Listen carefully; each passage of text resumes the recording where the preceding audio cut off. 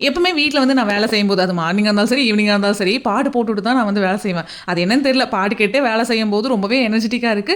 வேலை செய்ற அந்த ஒரு டயர்டே வந்து தெரியறதில்ல. ஆனா, என்னைக்காவது ஒரு நாள் பாட்டு போடாம நம்ம வேலை செஞ்சோம் அப்டின்னா, ஏதோ மறந்துட்டோமேன்னு சொல்லிட்டு ஒரு மாரி யோசனையாவே இருக்கும். அதுக்கப்புறம் தான் தோணும், அட பாட்டு போடலையே அப்டின்னு சொல்லிட்டு. ஏன்னா, அந்த அளவுக்கு வேலை செய்யும்போது பாட்டு கேட்டா தான் வந்து நல்லாருக்கு அப்டிங்கிற அளவுக்கு மைண்ட் வந்து செட் ஆயிக்கிச்சு.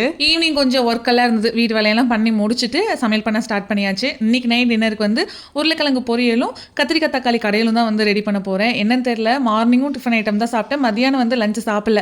அதனால நைட் டின்னர் வந்து கொஞ்சம் ஹெவியா பண்ணிரலாம் தான் ரைஸ் ஐட்டம் வந்து ரெடி பண்ணியிருந்தேன். எப்பவுமே சாப்பாடெல்லாம் செஞ்சு முடிச்சுட்டு இந்த கிச்சன் கவுண்டர் டாப்ப கிளீன் பண்ணி வச்சா தான் மனசு வந்து ரொம்ப நிம்மதியா இருக்கு. ஏன்னா இடையில நைட் எந்திரிச்சு தண்ணி குடிக்க போனா கூட, அப்பாடா பரவால்ல கிச்சன் கிளீனா இருக்கு அப்படின்னு சொல்லிட்டு ரொம்ப ஹேப்பியா இருக்கும். இதே வந்து கசகசன்னு வச்சுட்டு தூங்குனோம் அப்படின்னா, மார்னிங் எந்திரிச்சு கிச்சன் பார்க்கறதுக்கே ரொம்ப எனக்கு இரிட்டேட்டிங்கா இருக்கும். வேலை செய்யறதுக்கே மைண்ட் வராது. அதனால நைட்டு சாப்பாடு பண்ணி முடிச்சுட்டு, ஒட்டுக்கா கிச்சன் எல்லாம் கிளீன் பண்ணி வச்சுட்டு தான் வந்து நான் தூங்க போவேனே. இந்த கத்திரிக்காய், தக்காளி கடையில் வந்து எங்க அம்மா தான் சூப்பரா செய்வாங்க. எனக்கு அவங்களோட டேஸ்ட் வந்து வரவே வராது.